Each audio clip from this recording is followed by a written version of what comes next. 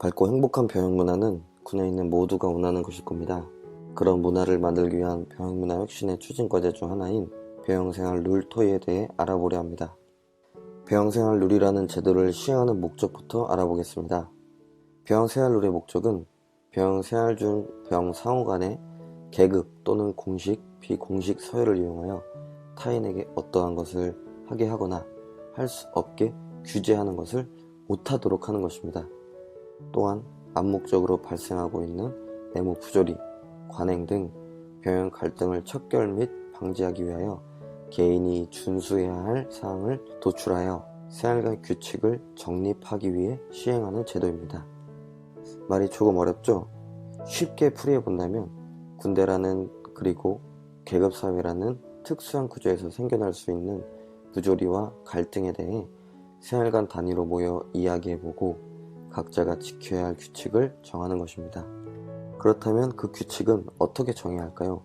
평소에 생각하던 것들도 한자리에 모여 의견을 내보자고 하면 선뜻 생각나지 않을 수 있습니다. 그래서 그 고민의 시간을 줄이고 원활한 토의를 위해 제공해주는 것이 있습니다. 바로 병영 갈등 진단표입니다. 사단 및 여단에서는 여러 부대로부터 얻은 사례를 토대로 병영 갈등 진단표를 제작해줍니다. 그리고 발생된 사례들을 추가하여 주기적으로 최신화된 진단표를 하달해줍니다. 다른 부대의 사례를 통해 우리 생활관을 다시 한번 돌아볼 수 있고 또 그 내용 중에는 동일하거나 유사한 사례가 있을 수 있습니다. 진단표에는 사례 외에도 발생할 수 있는 갈등들이 더 있을 수도 있습니다. 그 모든 것을 한자리에 모여 꺼내놓는 것이 무엇보다 중요합니다. 이제 본격적인 병영생활 룰 토의에 대해 이야기해 보겠습니다. 병영생활 갈등 진단표를 각 생활관마다 나눠줍니다. 생활관 전원이 한자리에 모여 진단표 안의 내용을 말해보며 해당되는 사례가 우리 생활관에 있는지 없는지를 확인해 봅니다. 수많은 사례 중에 해당되는 내용이 없을 수도 있습니다. 만약 사례 중에 해당되는 사례가 우리 생활관에 있다면 이제 그 갈등 목록을 척결할 수 있도록 준수해야 할 룰을 정해보도록 합니다. 한 가지 예를 들어보겠습니다. 외출 복귀 시 물품 구입을 해오도록 강요한다 라는 목록이 있습니다. 이 사례가 우리 생활관에 있다면 룰은 외출 복귀 시 타인에게 특정 물품을 구입해오도록 강요하지 않는다가 될 것입니다. 룰을 정하는데 고민하지 말고 단순하고 직관적으로 작성하기 바랍니다. 좋은 말로 룰을 쓰는 것보다 생활관 전원이 병영생활 갈등 진단표의 내용을 듣고 말해보면서 갈등에 대해 생각해보고 인식하는 것이 중요한 것입니다. 이렇게 작성이 완료된 룰은 소대장 또는 부소대장에게 보고를 합니다. 그리고 최종적으로 중대장이 확인 후 서명을 합니다. 완성된 서명본은 생활관에 게시하여 둡니다. 병영생활 룰은 월 1회 작성합니다.